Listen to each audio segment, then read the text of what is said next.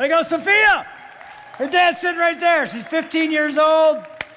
It's funny, I baptized her when she was like 6 months, a year? I don't know, a long, long time. She's been around Kensington since a little baby, and now she's a grown woman singing Run, Run, Rudolph. A little WNIC Christmas music for you.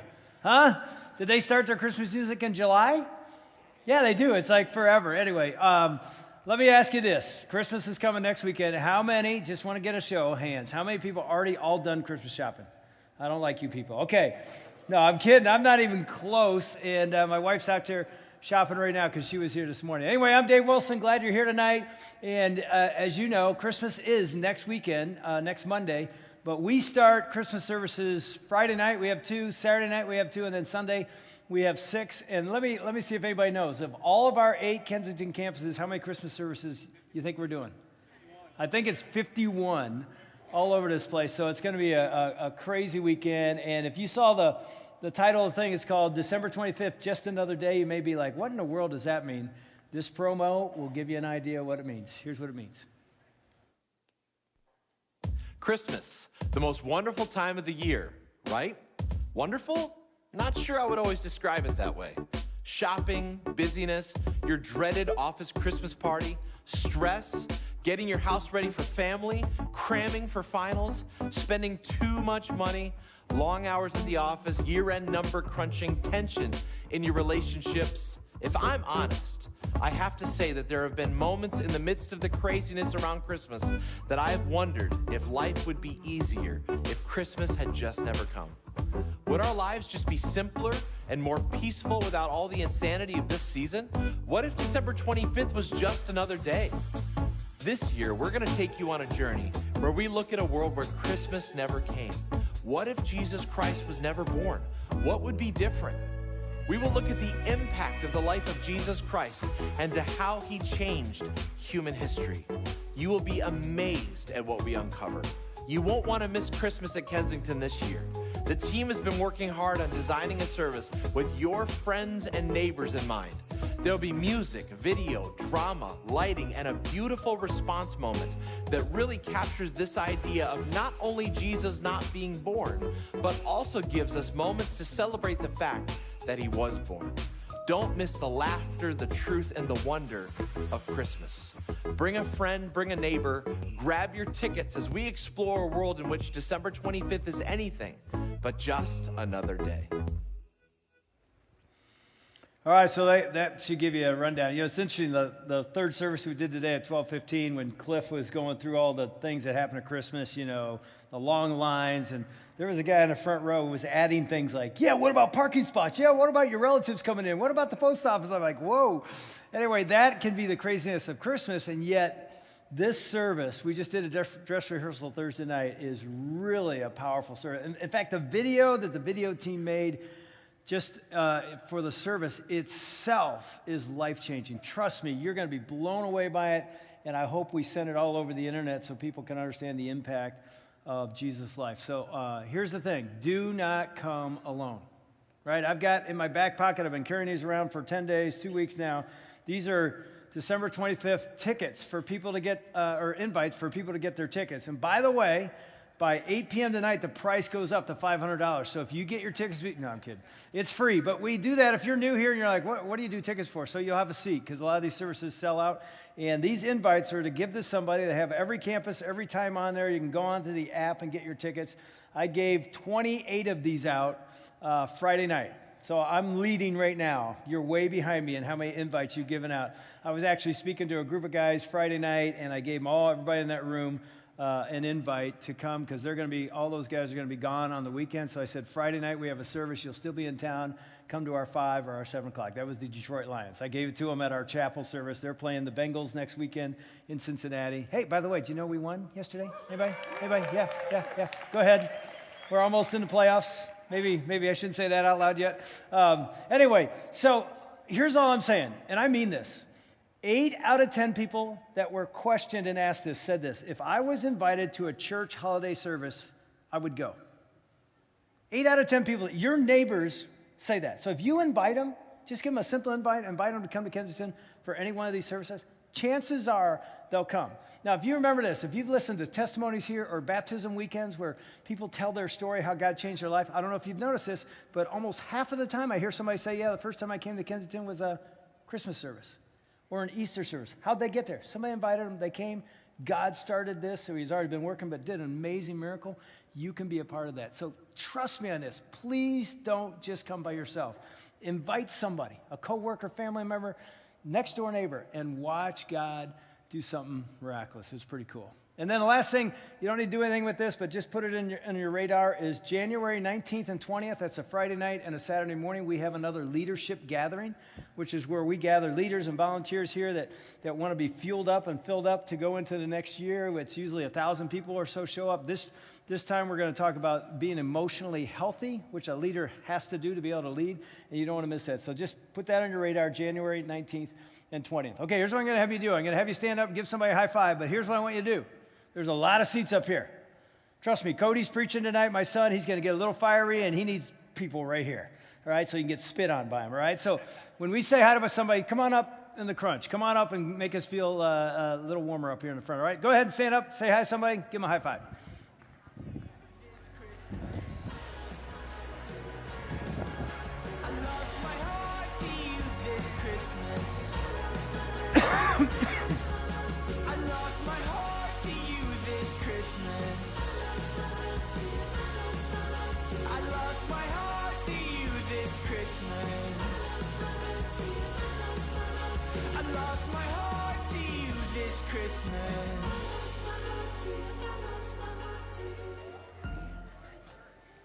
You know, I just got to say, I like you people that moved up here.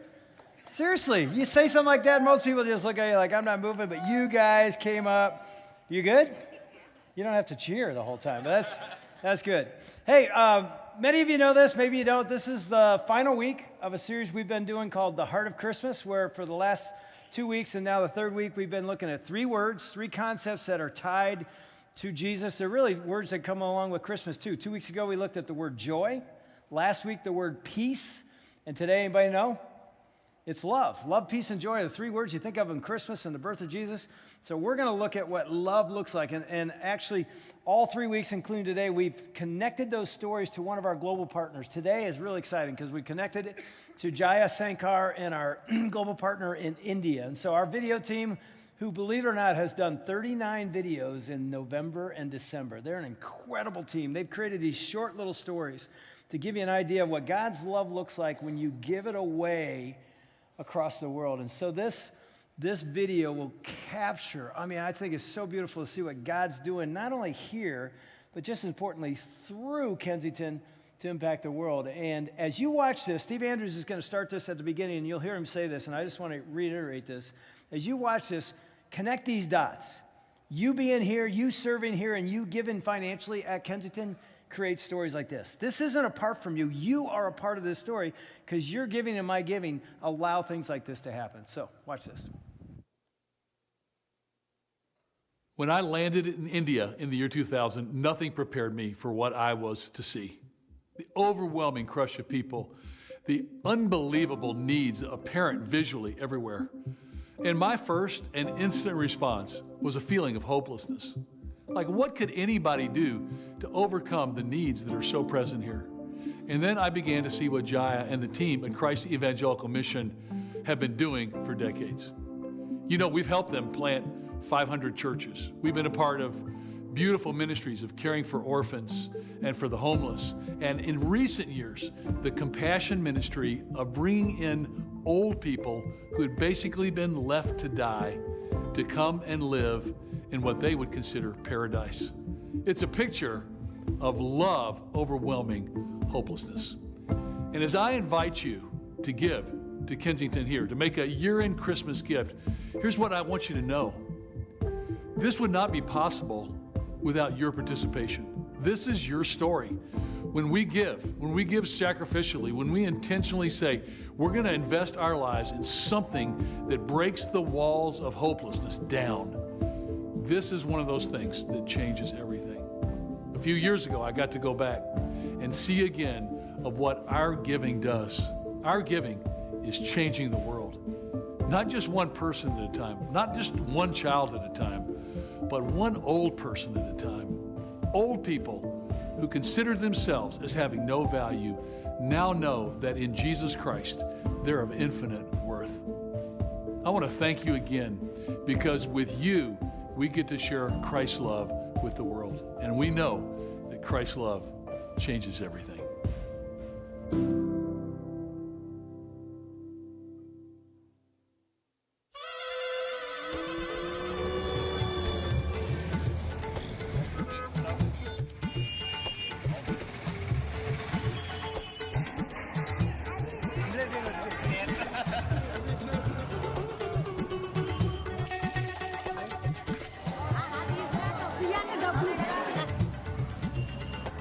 India, the second most populated country in the world.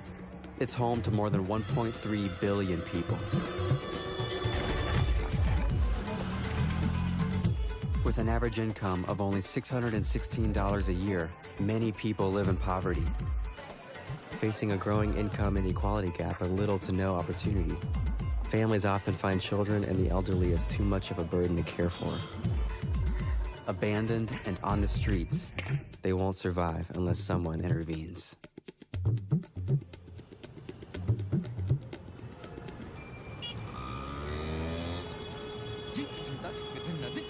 At the center of all Indian culture is Hinduism, the world's oldest religion.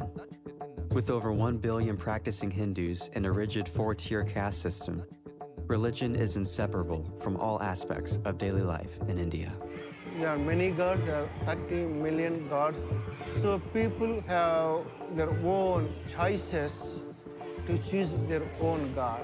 Whatever god I like, I buy from Walmart and keep it. If I don't want, I throw away that god, go to Walmart, get a new god. So how does one improve their status in Hinduism? There is a belief that they go to a temple, then they offer some money and they think their bad karma gone, their sins are forgiven. Mostly Hinduism believe in karma, so whatever the a person facing and experiencing their poverty, malnutrition, maybe physical infirmity, they feel we have a bad karma. We have to experience that. There is no remedy for that. You have to face it because you did bad karma in a previous life or this life. Jaya Sankar is the leader of Christ Evangelical Mission in the city of Dalaswarm. Known as CEM, his ministry is addressing a multitude of needs in the community by housing over 300 orphans, constructing and running a hospital, and operating a primary school, among others. One of CEM's fastest-growing ministries is the Agape Home, a care facility for the elderly. Along with Naveen Kamari, Jaya is working to get Dalaswarm's elderly community off the streets and cared for. Many places in India, children are abandoned and elderly people are abandoned. And some people don't have food, don't have clothes. Naveen, when these older people are put out on the streets, what do you think they're feeling? So they feel very sadly, we are just a dust in our relatives' eyesight. There is no more future. Some people go to suicide also. It's very heartbreaking, terrible situation. They spent all their life to bring up their children for their welfare. They pour out all their life. But the children grown up, they forget what their parents did for them. Just kick their parents away from their house. Just out on the street, you're on your own. Yes. Sometimes maybe a son will take the mother on the car or the bus somewhere. Mom, sit here, I will come back. They never show up. And sometimes the children lock their house.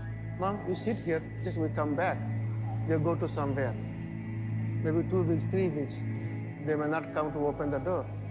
What he does, just sitting in front of the locked door, having nothing to eat. Terrible life. Hearing stories of how the elderly of India can be thrown out on the streets by their own families and left to fend for themselves is truly disturbing.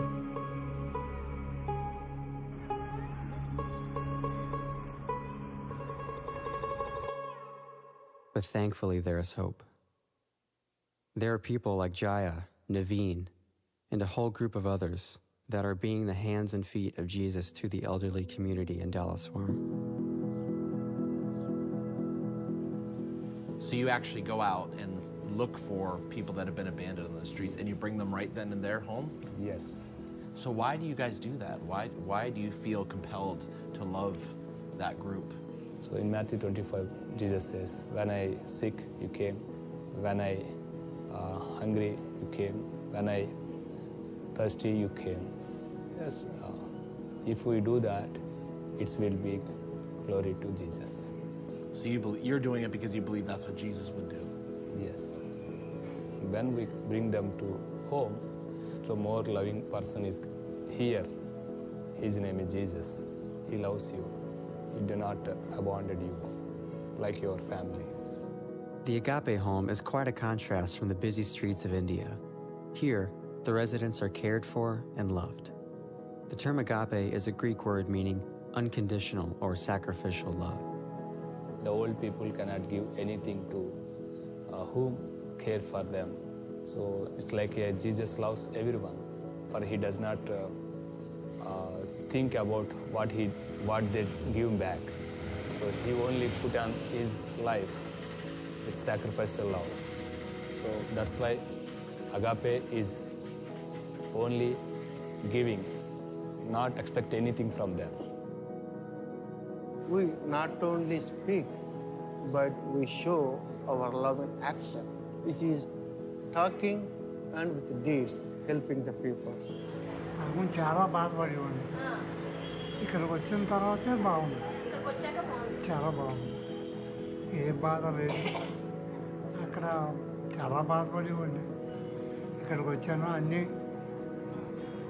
Now I am very happy ఇంటికాడ నరకం అండి పరిస్థితులు బాగాలేక ఇక్కడికి వచ్చాక పరలోక రాజ్యంలో ఉన్నట్టు ఉన్నాం.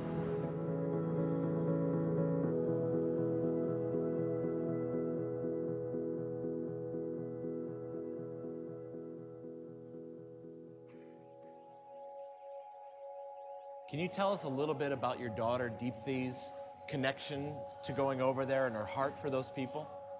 And she's grown up maybe around 8, 9 years old. She independently visit the Agape home and sit with them, talking them. What's your name? How is your health? Are you okay today? Do you have any need? Some people say, yeah, I don't have paste. You don't have paste? Okay, wait. When I ask her, why Deepthi, you are doing all these things? Daddy, when I see these elderly people, I don't know, I'm getting some kind of compassion. I don't know why. I think that God is preparing a second-line leaders to look after that elderly home.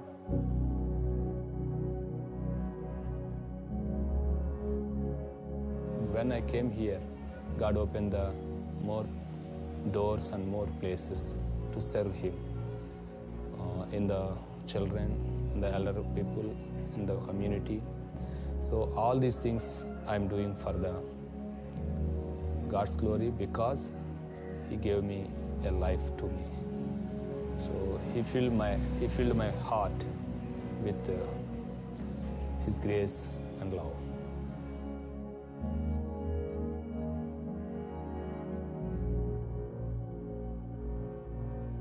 Jesus command two main commandments, love God and love people. So through the CEM, it will be done.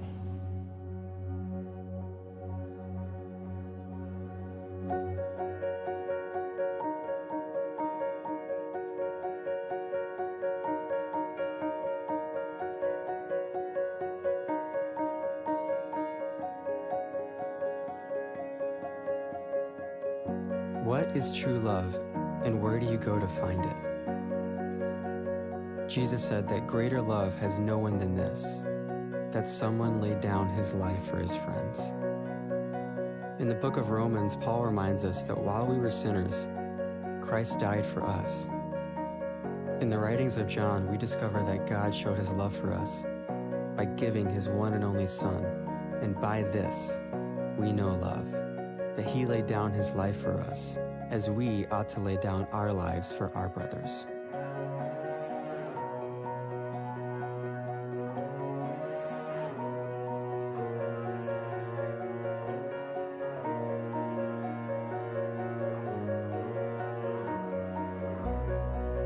It's clear that the kind of love God is calling us to is agape love, sacrificial love, love without expectation, the highest form of love.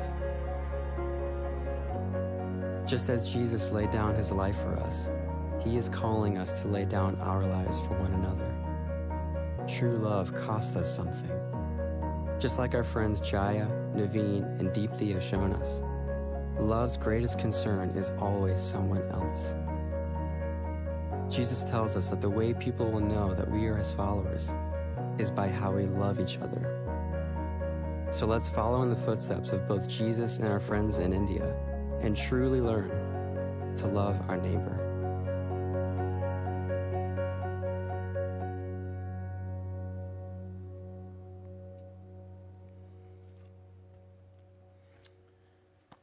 You know, it's a powerful, powerful picture of a community of people who used to think about themselves only, who now think about others. You know what that's a definition of? I think the church, the community of God. It's people that used to live only for ourselves, but then we fall in love with God, we fall in love with him because we realize he loves us, and then we think that love is just for us, and then we realize, oh my gosh, he transforms us so that we can what? Take that to the rest of the world and see them be transformed as well. I tell you, 28 years ago when we started Kensington, I didn't have a vision that big. My vision was, man, people are going to come here and they're going to find Jesus and they're going to be changed. Never thinking, oh, the result of that change isn't just going to be for us. It's going to be that God's going to use us to be change agents to change the world. I mean, I don't know if you understand this when you watch that, but you know, in India with Jaya, there is no hospital, there is no school, there is no Christ Evangelical Mission without Kensington partnering with Jaya. That's the beauty of what happened there. And here's the beauty of what you may not even understand. You are a part of that. You may never go there, but every time you serve here or you give financially here, that goes into what we call our general budget. And out of that general budget, things like that happen. I mean, I don't know if that blows you away, but it should be like, oh my gosh, I did that? Yeah, you did that. Every time you give $1 here, you did that. And the things we're doing locally in Pontiac and around Detroit and the United States, you're a part of that. I mean, I could go on. In fact, a couple weeks ago, we started passing this out. You got it again last week, our year-end Christmas gift. What is it? It's a brochure that I hope you looked at. And if you didn't, I'm going to tell you, you got to do it this week. Because if you're anything like me, you get this thing and you sit in the service, you go, wow, that's really cool. And then you throw it in your car and it's still there. Or maybe it's laying on a table at home and you know you wanted to look at it, but you haven't looked at it. I'm telling you, take 5 minutes this week and just go through this. You will be blown away as I am blown away at what God has not so much done here, but done through here to the world. It is an absolutely astounding document. Because if all we ever did was what you just watched, I'd feel like, wow, Kensington's been a church that's had an impact. But that's just one part of literally thousands of things that Kensington's been a part of. We've impacted this past year almost 500,000 people. I bet you didn't even know that. Over 100,000 people have come just to weekend services. And when God transforms their lives like he's even going to do tonight, they then walk out of here and say, I want to be part of loving others just as much as God has loved me. And so with that in your mind, and we're going to take our offering right now, I just want to say this, with no apologies. I don't feel ashamed at all to say, you know what, give to this. Write a year-end check to this. Why? Because we need it? No, because you want to give your money to things that matter. I get emails almost every day from charities all around the world that want my money. I'm like, why would I give to that when I could give to this and make an impact? And so here's the deal. As we take the offering, you don't have to write a check tonight. This is a year-end gift type thing. So you got 2 weeks to think about this, pray about this, talk about this. But I would encourage you to think about your year-end giving, that something that is this powerful is worth it. And we're not twisting anybody's arms. This is between you and God, but we did want you to consider this as we go into the year end, because the engine that drives Kensington, a lot of that comes in the year end. Okay, as we take the offering, Cody's going to come up here and start his message, and he told me I have to be up here for the beginning of it. And it's pretty interesting. Jaya said in that video, he said, as his daughter was talking about taking care of the elderly, he says, I see a second line of leaders. They're going to take this thing to the next level. And so as Cody walks up here, that's the same thing I think. I feel great about the future of the church and the future of God's mission because of people like Cody and other young leaders around this place. I call him like Wilson 2.0. He's like the better version of me. What are you doing? Standing right beside me? I appreciate Scares that. me. I mean, he's got hair. He looks man. good. He's young. And, anyway, so You guys pray that my hair stays on my head. Why, is this like a terrible thing? I'm worried. I'm going to be honest about it. It's the night service. Let's be real about it. You guys need to be praying for my hair. I didn't even know that. Are you really? Yeah, let's not talk about it anymore. Yeah. There's things you can now do that I could never do. So. Yeah, that's funny. Okay, well, right. Since you're up here. No, I did want to say, we've seen that video 4 times, and I mean, even before the service, and obviously the video team at Kensington is unbelievable. But what's amazing watching that video, and you guys know it, is they talk about agape love, which means this unconditional sacrificial love. That is really the demonstration of the way Jesus loves. And even they say that in the video, the only reason we love like this is because this is the way Jesus loved. And what's beautiful about that, and it's also very unique, is that is not what love looks like on this earth. It is very rare to find people that love like that, not expecting anything in return. And I thought really to illustrate that, I have some props up here, and these are my props.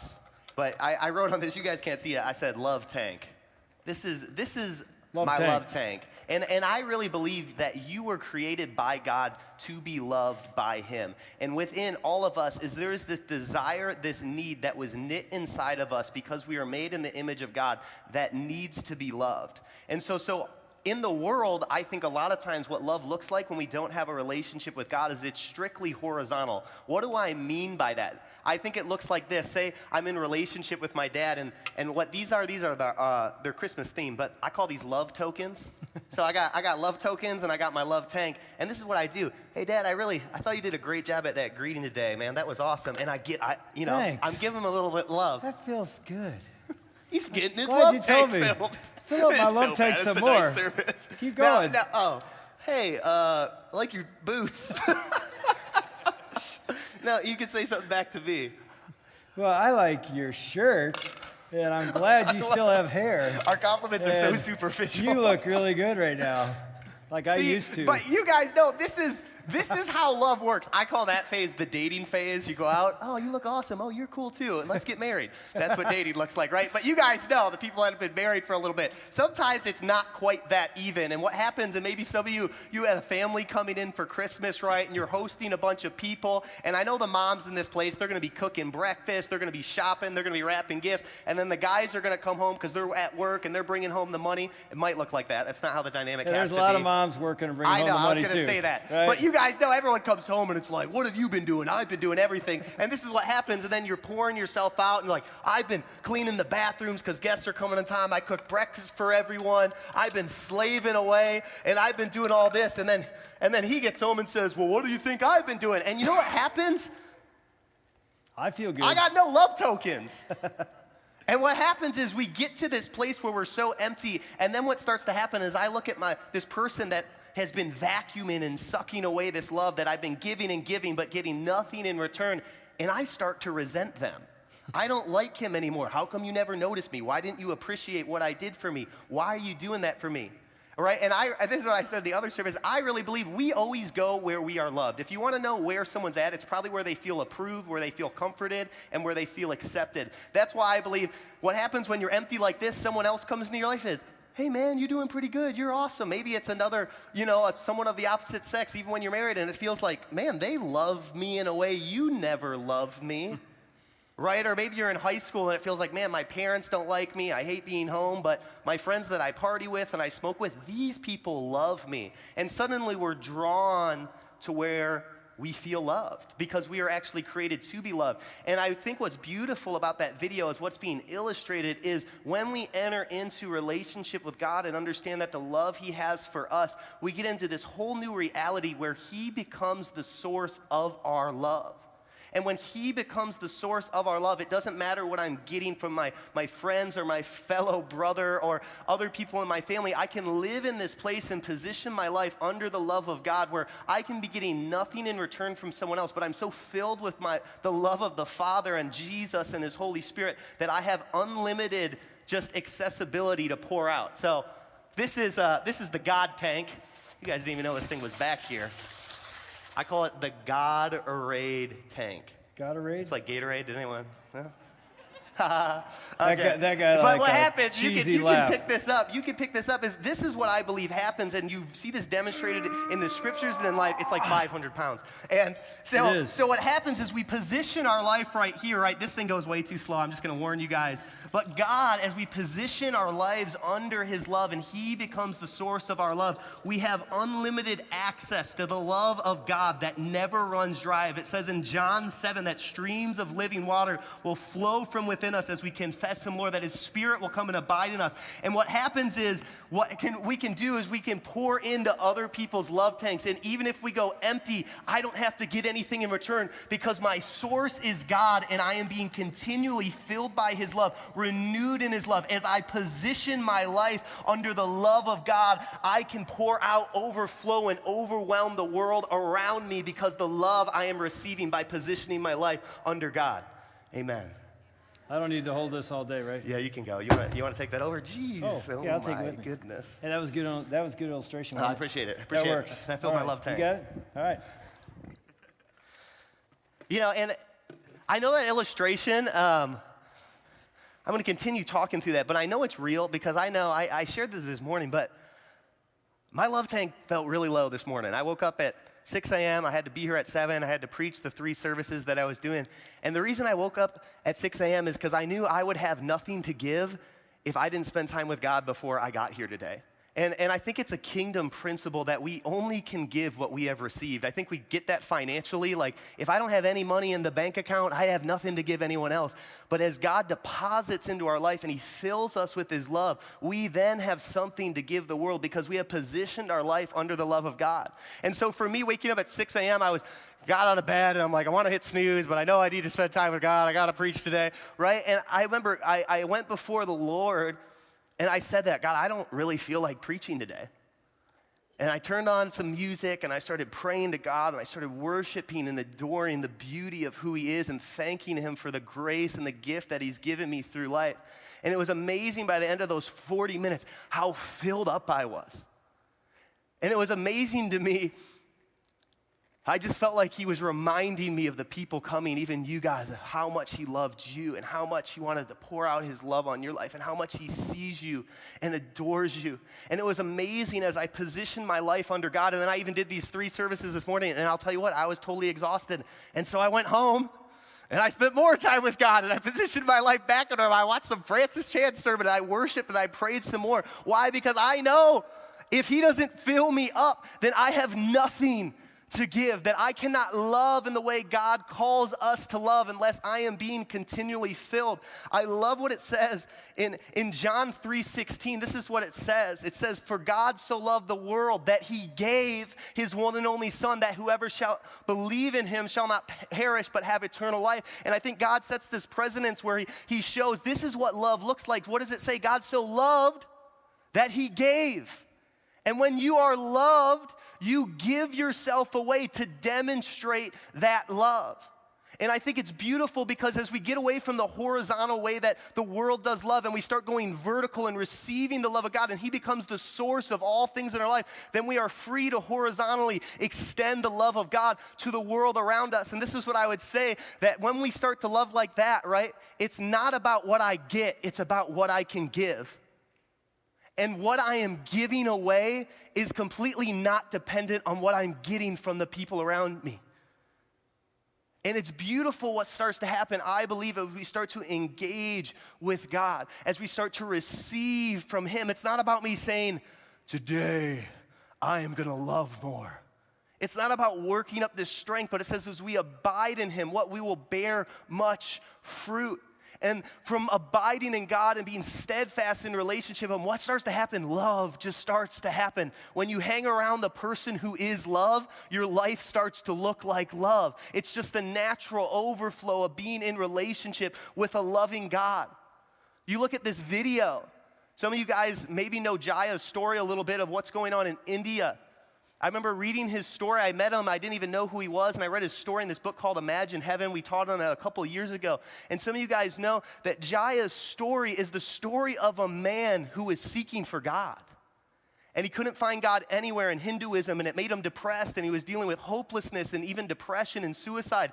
And he finally got to the end of his life. I remember reading about this. It's an unbelievable story. He went on a railroad track and decided, I'm going to let the train come and end my life. And as he was on the train track, he saw a light appear to him that I think I remember reading that he thought it was the train. And the light, he actually had an open vision, and Jesus appeared to him in the flesh and came to him and saved him literally from the railroad tracks. And what happened from that moment?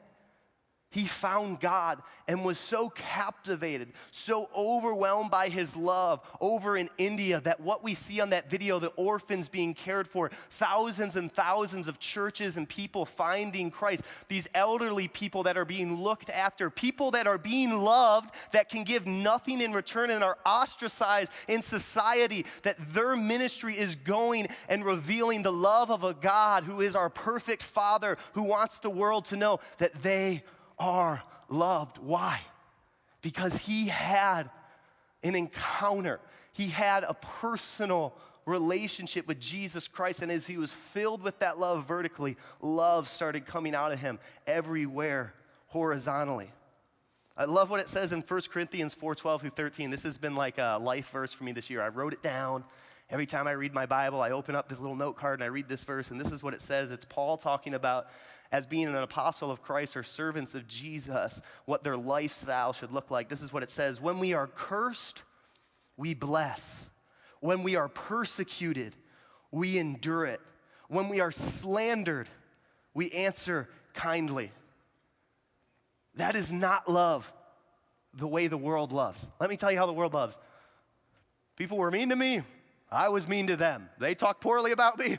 I talked poorly about them. They hit me, I hit them back, right? That is how the world works. But what Paul is demonstrating right here, he's saying, as believers, as followers of Jesus, we get to participate in a lifestyle that looks like Jesus. And what does that mean?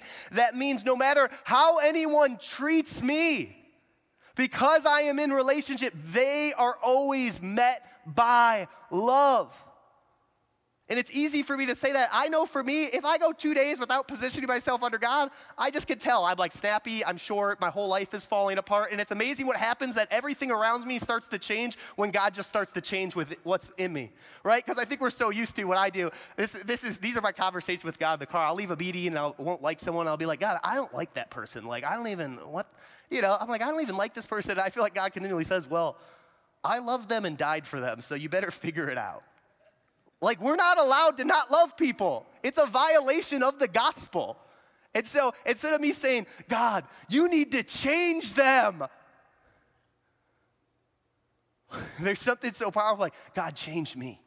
Fill me with your love that I can love that person right where they're at. And maybe by me loving that person right where they're at, that's how transformation's gonna happen. That you'd fill me so much with your love that even no matter if it's hate or it's persecution or it's slander, whenever someone interacts with us as believers of Jesus, they would be met by love. You have been loved by God to show the love of God. You have been shown grace by God to show the grace of God. You have been forgiven by God to forgive others by the grace of God. And this is how we participate and show the love of Jesus, agape, unconditional, costly love. Now, I would ask that question tonight. For you in this room, how are you loving? I think so often we think maturity in the body of Christ is like memorizing more scriptures, which we should be doing, reading the word, praying more. But if all those things happen and you grow and decrease in love, I'd really start to question if you're hanging, really, truly abiding in the love of Christ. Because maturity, the longer you spend with God, I really believe the better you should be at loving the world around you. And I think this is demonstrated so well. There's a few scriptures I want to read, but I heard this from the pastor I love. His name's Ben Fitzgerald, and he talks about there's something so beautiful, and I never thought about this. When Jesus went to the cross, you guys know, he's slandered, he's beaten, he's mocked, he's abused. And he goes to the cross. What drove him there? His love for humanity, that by his stripes we are healed, and by confessing that he is Lord, he saves us and forgives us of our sins, and we are born again into a new relationship with God. And so he's compelled to the cross. He's obedient until death, but he doesn't hate the people that kill him. Isn't it so amazing that as he's on the cross, if you guys have read the story, what does he say? The people that put him there, he says, Father, forgive them for what they do. It's one thing to die for your faith. It's another thing to love the people who put you on the cross. Right? I thought of this. It says in the scriptures, he was obedient until death. And what that means, he was obedient to love until death. No matter what was thrown at him, he loved. And I think it's easy to look at that and be like, well, that was Jesus. He is the Son of God. Right? But then you go on to Acts 7 and you look at this man named Stephen, who was one of the first followers of Jesus and the first martyr of the Christian church. And in Acts 7, he's preaching the gospel of Jesus, and the religious people are so offended by what he is saying, they take him outside of the temple courts, and they start throwing stones at his face, and he dies being stoned. But some of you guys know, if you read the story, as he's being stoned, as he is being killed, he says, Father, forgive them. He is loving the people that are even killing them. I think so often we feel so justified in our offense. We feel like, well, you should be treating me this way, and if you don't treat me this way, then I am not going to treat you kindly. But what the gospel demonstrates, what Jesus demonstrates in the early church in Acts, what it demonstrates is as followers of Jesus, what is he calling us into? He's calling us this place of deep abiding relationship where we so love the world around us. It doesn't matter how they treat us, but we are so filled with the love of God that they receive love every time they interact with us. 1 John 3:16 through 18. This is how we know what love is. Jesus Christ laid down his life for us, and we ought to lay down our lives for our brothers and sisters. If anyone has material possessions and sees a brother and sister in need but has no pity on them, how can the love of God be in that person? Dear children, let us not love with words or speech, but with actions and truth.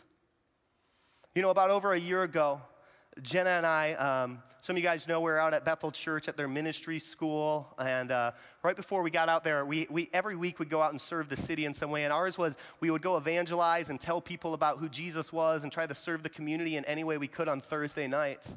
But with our whole class, before we went out and did that, 1,400 of us, they made us go on a prayer walk within the city. And some of you guys, if you've ever been to Reading, you probably haven't because it's in the middle of nowhere. But if you have, you know it's like very drug infested. I think on the street we lived on, there's like 2 drug houses. There's tons of homeless people, just some sketchy people, kind of like the elderly people in this video. There's a lot of people where you're like, yeah, I don't really know about these people. And it was interesting. We went on this prayer walk, and as we were going on this prayer walk, what are we doing? We're positioning ourselves under the love of God because the purpose of that was get God's heartbeat, get his vision for the city and the people that live here. And after about an hour of that, we weren't supposed to talk to anyone, but we're supposed to pray over the city. And about an hour after that, I'm hanging out with my group, and I start praying in my head, and I serve the God that hears prayers. It's amazing. He hears everything you say and everything you pray, and he loves you.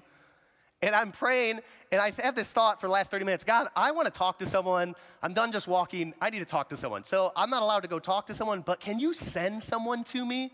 And so immediately, right, I have these eyes that, like, if anyone came to me in that moment, I'd be like, that's the guy. And so we get done praying, and we go to the grocery store, and we're hanging out, waiting for the rest of our group to get together because we're like in 20 or so groups or whatever. And so we're waiting, and this guy comes, and this dude is sketch looking, right? He's got like buzzed hair, but he's sweaty and he has this flannel on, his jeans and denim. He has these cowboy boots, and one of his cowboy boots, the heel's off. So he comes up kind of like limping, and I'm like, man, this dude is hurting. And he's the kind of guy where normally I'd probably just be like, I don't know if I want to talk to that guy. But because of what I was praying, I was like, this is the guy, right? This is the guy I always prayed for. So I go up to him, I go, hey man, how you doing? And you guys know, most of the time when you ask someone that, especially that you don't know, I'm good, man, and they just walk away. But something happened is he was honest. And we call honesty confession, and when someone starts confessing, Jamie Winship says this, when someone's confessing, I become their priest. And he says to me, he goes to me, you know what, man, I just had like a really bad day, and his head's down, I'm really struggling, and I'm like, what does love do, right? What does love do in that situation? So I remember saying to him, well, what do you need, man? How can I serve you? And he goes, well, I'm really thirsty. So I go into the grocery store, I'm looking around, I say, should I get water? No. I'm going above and beyond. I'll get him Powerade. He needs these electrolytes to get hydrated, right? And so I bring him out, I bought him 2. I got him with the double portion. You know, I'm like, here's 2. Because I wanted to serve him over the top, extravagant, whatever, right? And I remember he just starts down it, and the rest of our group starts talking to him, and I just say to him, dude, can we just pray for you? What's going on? He's like, yeah, you can pray for me. Guy starts praying for him, one of the buddies in the group. He starts praying. We find out this guy was a drug dealer. He had walked up the road. That's why he was all sweaty, because he had just gotten out of jail about 40 minutes ago. He got out of jail. He walked up this hill, and at the top of the hill was us. And so my buddy starts praying for him. This guy that, believe me, no one in society really cares much about, and where he's at is totally his fault, and he deserves what he got. And he starts praying for him, and this dude just starts sobbing. Just sobbing. Like, something's going on. The love of God. I believe this guy's soul was so empty, that love tank so empty, it's like a desert in there. Maybe some of you guys coming in here today, it's like a desert in your soul. We start praying for him, and the love of God, the water of God starts crashing over him. He starts crying. This guy prays for him. I pray for him. And he's just sobbing and sobbing. We get done praying for him. Hey, man, what do you need? How can we love you more? Well, I got to walk about another mile to get where I'm going. Can you give me a ride? Gets in my car. We give him a ride. Hey, man, what else do you need? Well, I need about $120. When a drug dealer asks you for $120, you have conflict of if you want to give him that. And I I'm in with relationship with God. I felt like God was like, give him money. And I didn't have the money on me, so I gave him my number. And let me tell you, when I gave him my number, I knew that meant you are going to be a part of my life now. And honestly, if I'm being really honest, I was like, do I really want to give him my number and have to sacrifice the rest of my day when he calls? And I just felt like, you know what? I'm going to give you my number. This is a highlight of my life. I have low lights, but this is a highlight. And so he gets out of my car, and sure enough, 3 hours later, I go and we're spending time with Jenna back at our house. I find out, you know where Jenna was praying? She was praying around the jail. And she was praying that when people left the jail with her group, that they would run into people of God, and that they would find God through the people they run into. So this is only God, right? And I really believe this. I've thought about this story. I didn't say this before. I really believe this.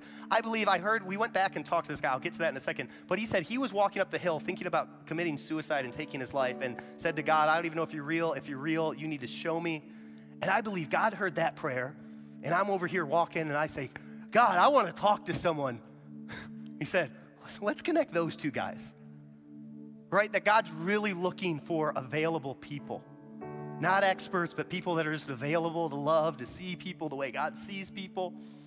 And so this guy calls me. Hey, man, of course he called me. Hey, can you bring the money? Yeah, bro, I'll bring the money, right? And so I drive to this guy's house. I pick up my buddy Joe Reynolds. He comes with me. We get to this guy's house, and on the way, I don't know what to say. What do you say to this guy, you know? And so I'm in relationship with God, and I'm like, God, what do you think? What would you say to this guy? And I have this picture in my head that I didn't know if I was making up or it was God, and I felt like God gave me a picture of this guy in heaven with him. And the guy said to Jesus in heaven, he said, why didn't you ever send anyone to tell me you were real? And Jesus said, I did. Remember those people you ran into that one day that you talked to? And you think I'm destroying your life, but the decisions you are making are destroying your life. And I felt like God said, tell him that. I don't know if that's going to work, but okay. So we go find this guy. He comes out of the car. He's with one of his other buddies. Other dudes, like skinhead dudes, swastikas on him, right? And we're in front of his car, and I'm like, this guy's just got to get in my car because Jesus is going to get him if he gets in my car. And so we start talking. This guy finally ends up in my car, and he's talking for a little bit. We're listening to him, and I feel like the Lord's like, tell him what I want you to tell him. So I turn around, and I shared my testimony about how in my dorm room, the love of God filled my life, changed my life forever. And I told him, he sent us here today for you, man, and you think your life's falling apart. I told him exactly what I felt like God wanted me to say. And I could feel my whole car shift. It was like the power of the Spirit of God just filled my heart. And once again, this dude is broken, sobbing once again. Drug dealer in the back of my car. Society's kicked him out. No one wants anything to do with them. It's kind of like in that video. No one wants anything to do with the elderly. But you know who wants something to do with them? Jesus. And you know how they're going to know that? By the followers of Jesus living a life that is Jesus-like on this earth. And so this dude's getting impacted, and the love of God is overwhelming him. And we lead him in a prayer of surrender and salvation, and he gives his life to Jesus right on the spot. That's who our God is. That's the love of God. It's the love of God that could crash into my dorm room when I'm 20 years old with my love tank going everywhere in the world. And maybe partying, maybe this girl, maybe it's sports. Crashes into my dorm room, changes my whole life. That's who our God is. Our God's the one that runs after the elderly people on the roads that no one else cares about. That's who our God is. Our God is the God that sees the drug dealer who just got out of the jail, and his love has never failed. His love has never lost a battle. And if you're looking, I'll tell you what, if you're looking for life change, if you're looking for hope, if you're looking for the God who loves radically and unconditionally and sacrificially, that right now in this room you're here tonight to be reminded, maybe for the first time or maybe for the 100th time, but we serve the God of radical love. We serve the God whose love breaks addiction. We serve the love of God that changes legacy. We serve Jesus who resurrects his dead things. We serve Jesus that makes broken things beautiful. That is our God. And as a church, right? Man, what God is calling us to do and what he's saying today is he's saying, Kensington, Orion, I'm calling you to love this holiday season, to get away from all the distractions and come and hide away with me and be filled so radically with the love of God through his word and through the scripture and just making time for him that everyone you interact with, can you imagine if this room was so arrested by the love of God? Everywhere we go, people would know that Jesus is real. How? How does it say in scripture? How will they know? Because of the way we love. Because of the way we love, they will know God is real. And so I would challenge some of you as we end tonight. For some of you, God's saying, come and be away with me. Remember my love and give it to all the world. I was trying to live my message. I drove over here. This guy was walking with his groceries and nothing happened, but I drove by him and felt like God was like, you just preach this all day.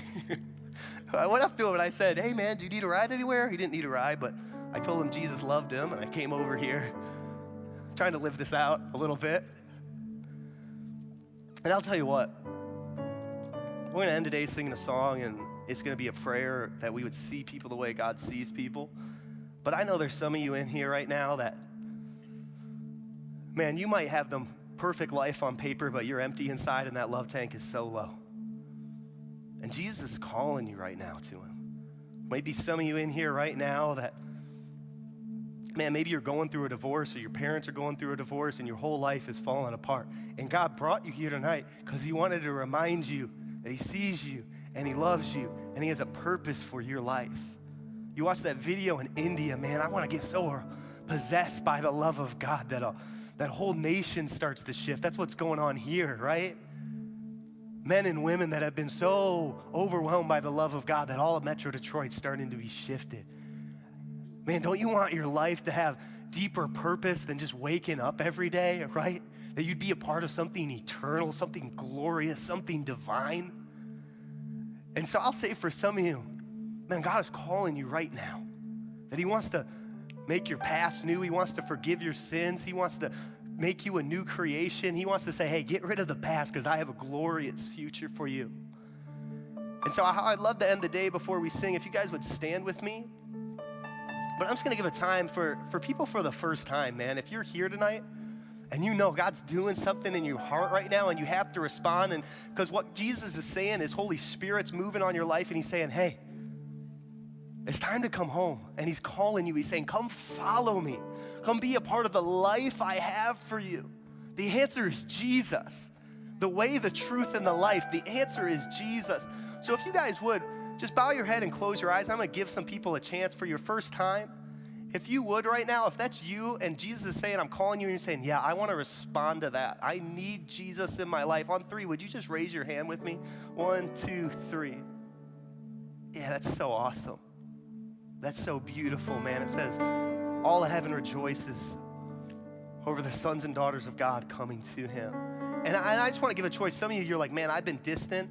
If that's you and you're just saying, God, I want to come back to you today, why don't you just raise your hand right now? 1, 2, 3. Yeah, that's beautiful. And I'm just going to pray for you guys. We're going to sing 2 songs of amazing, amazing worship to Jesus and just spend some time positioning our lives under the love of God. But all you that raised your hand, whether it's a first time or a recommitment time, why don't you just raise your hands again, because I want to pray over you. Just put your hands up. God, you see every hand. God, in every hand is a reflection of a heart, Jesus. You say if you confess with your mouth and believe in your heart that Jesus is Lord, you will be saved, God. And I pray for those hands that are up right now, God. Fill them with your love, Jesus. Fill their hearts with your love. I pray that broken hearts right now, God, would be healed, God. That in the deepest places of people's hearts where there is dryness, where there is brokenness, where there is darkness, God, let there be light. Let there be renewal. Let there be restoration, Jesus. Breathe over this room right now, God. Your love, God. Let us receive your love. Deposit your love over each and every heart in this room, God, that as we leave here tonight, God, we couldn't see the world the same, God. I pray that people right now, God, you give them visions in their mind, God, of things you have set apart for them for their life, God, that you would remind people of the calling and the destinies on their lives right now, Father God, that you remind things even in people's lives when they were younger that you call them into, that they've walked away through, God. Remind them of those things right now, Jesus, and fill us with your power, with your grace, and with your mercy, God, because we have nothing to give if it's not from you, Jesus. So fill us with your love, Jesus. Protect this room, bless this room, put your favor on this room, and let us be sold out followers and lovers of Jesus Christ. In the mighty name of the Most High, the name of the Lord Jesus Christ, we pray. Amen.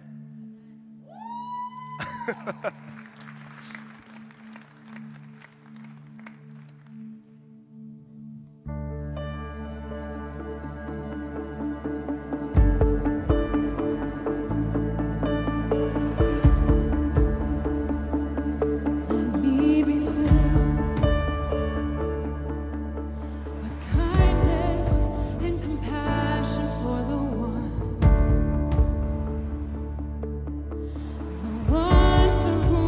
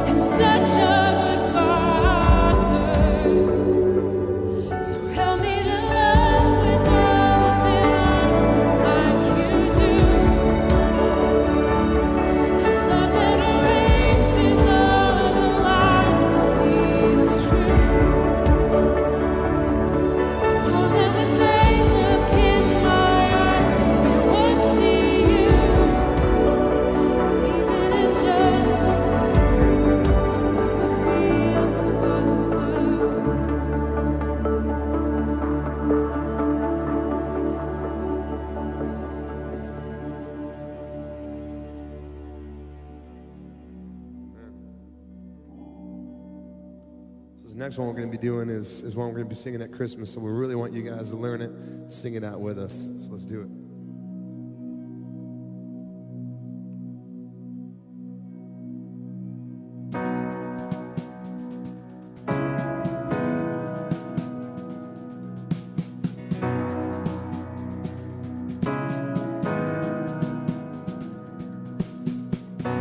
For the unclean, the unholy, for the broken, the unworthy, you came.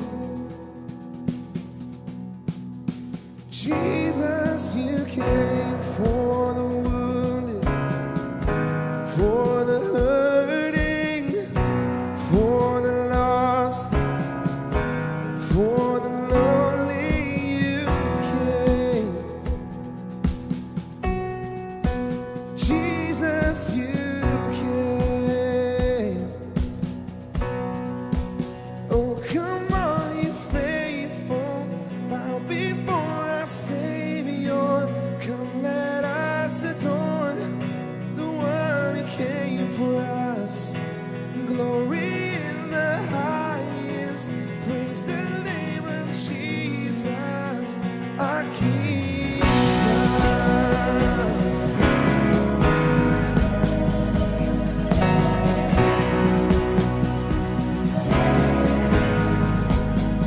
For the outcast, for the outcast, the defeated, for the weary, for the weakest, you came. Oh, Jesus, you came.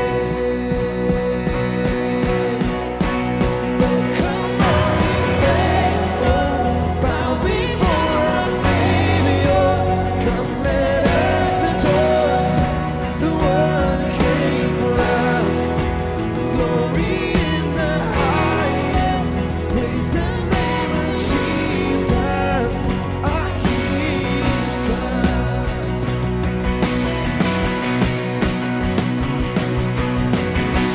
Oh, come, let us adore Him, for He alone is worthy. Our King has come, our King has come. Oh, give Him all the glory, for He alone is worthy. Our King has come,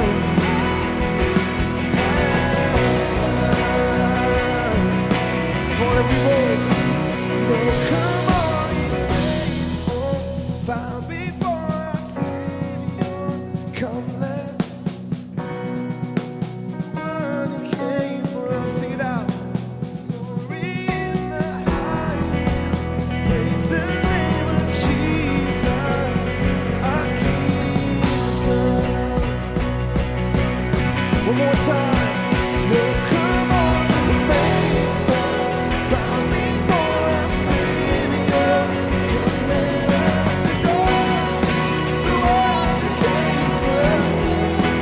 Glory in the highest, praise the name of Jesus, our King's God.